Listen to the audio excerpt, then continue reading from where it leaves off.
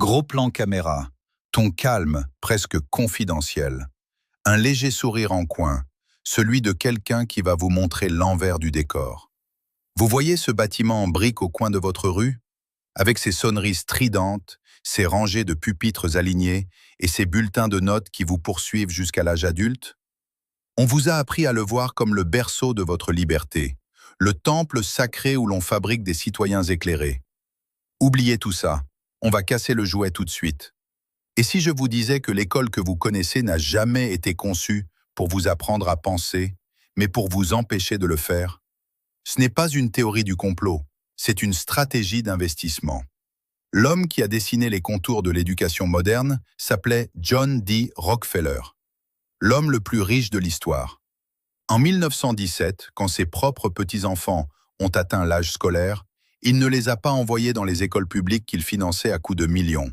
Non, il leur a construit leur propre sanctuaire privé à Manhattan, la Lincoln School. Des classes réduites, de vrais professeurs et surtout, le droit de réfléchir. Pourquoi ce double standard? La réponse dort dans un document public depuis 1913, mais personne ne le lit.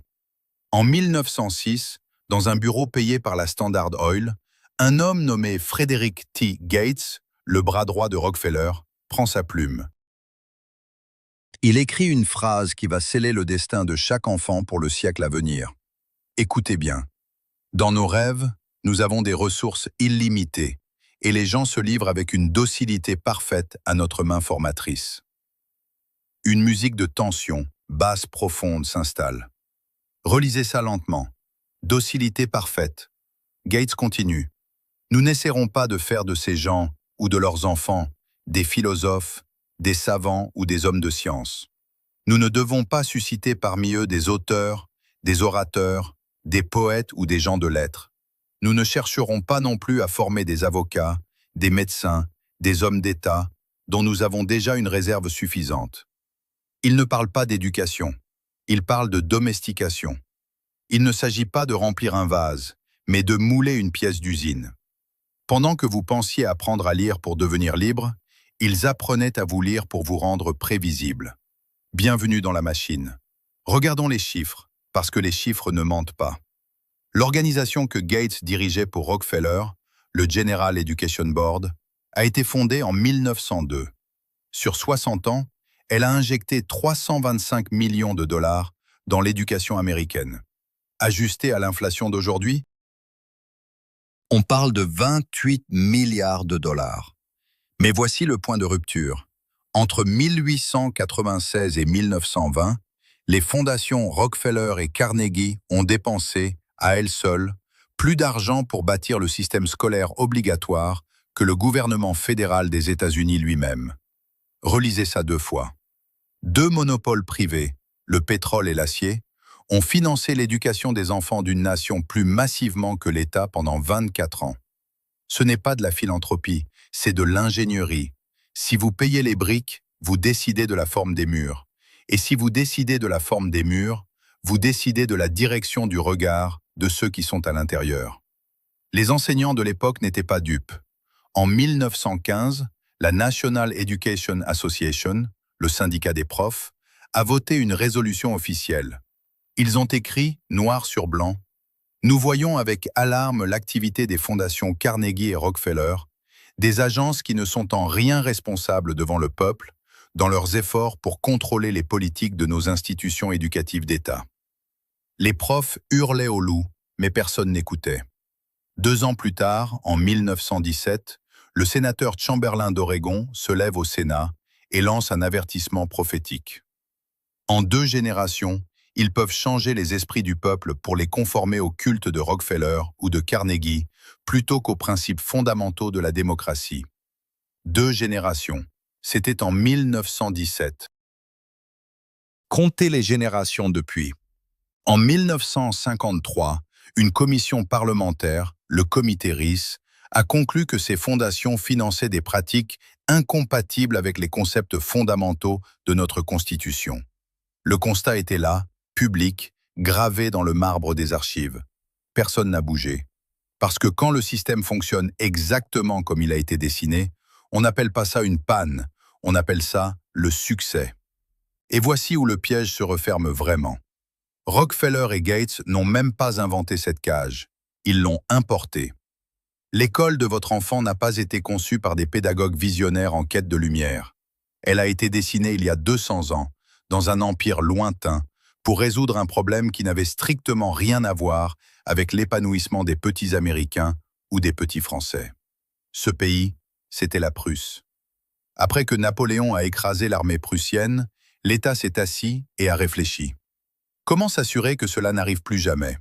La réponse? Construire un système scolaire avec un but unique. Produire des humains qui suivent les ordres. Des soldats qui ne s'enfuient pas devant les canons. Des ouvriers qui ne pensent pas de travers pendant qu'ils visent des boulons.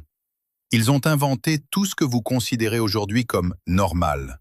Les sonneries entre chaque tâche, c'est pour briser la concentration et habituer l'esprit à obéir à un signal externe. La disposition des pupitres en rangée, c'est pour faciliter la surveillance et empêcher la collaboration.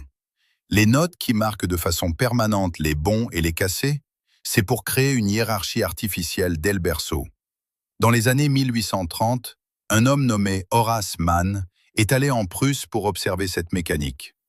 Il est revenu dans le Massachusetts et a bâti ce qu'il avait vu. Chaque cloche que votre enfant entend aujourd'hui, chaque rangée où il s'assoit, chaque bulletin qui le suit jusque dans sa vie d'adulte, c'est une caserne prussienne louée à nos enfants. En 1918, un professeur de Harvard, Alexander English, a écrit le manuel d'instruction de cette machine, Principles of Secondary Education. Il y définit l'école par 3 mots cliniques, obéissance, conformité, classement. Harvard a même nommé une série de conférences en son honneur. Il les organise encore chaque année. Le plan était public, le financement était massif. Les objectifs étaient publiés en anglais clair pour quiconque acceptait de regarder l'abîme en face.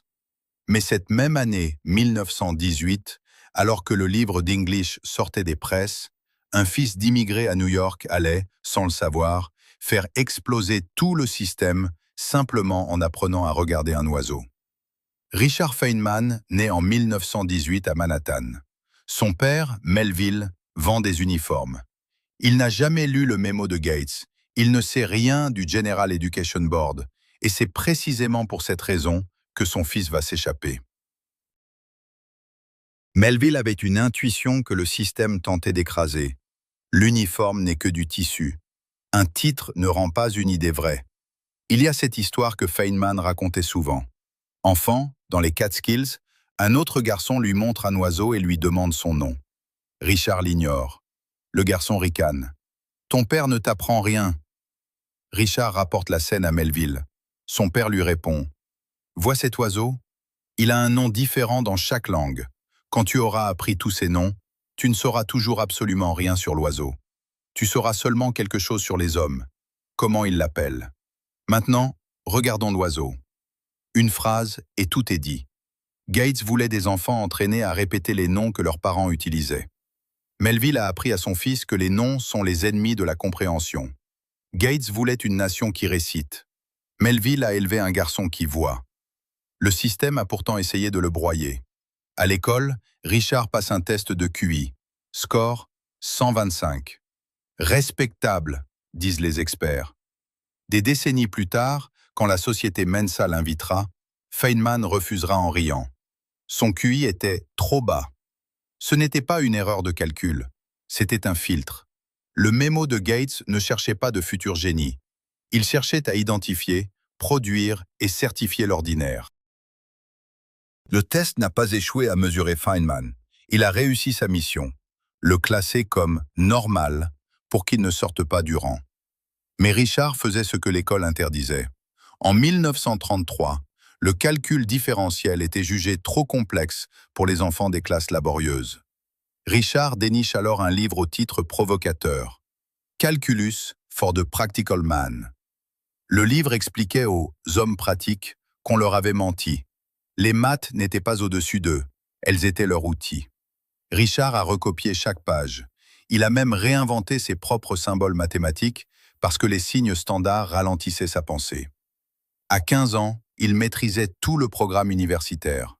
Le système ne l'avait pas vu venir, car le système ne mesurait pas l'intelligence, il mesurait l'obéissance.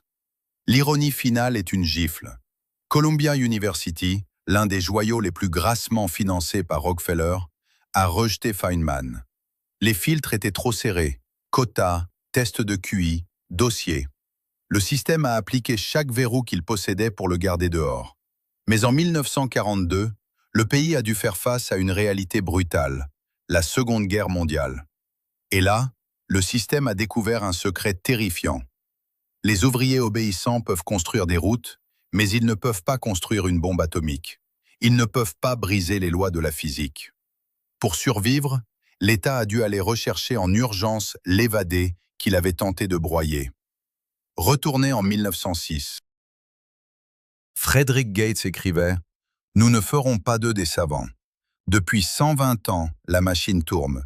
Les cloches sonnent, les bulletins sont postés, les rejets sont envoyés. Vous avez tous vécu ce moment. En réunion, quand la voix la plus forte, celle qui a le bon titre, écrase l'ingénieur qui comprend réellement le problème. Ce n'est pas un dysfonctionnement moderne, c'est le résultat exact du mémo de 1906. La réunion fait exactement ce pourquoi elle a été financée. Mais voici ce que Melville a donné à Richard et que personne ne peut vous enlever.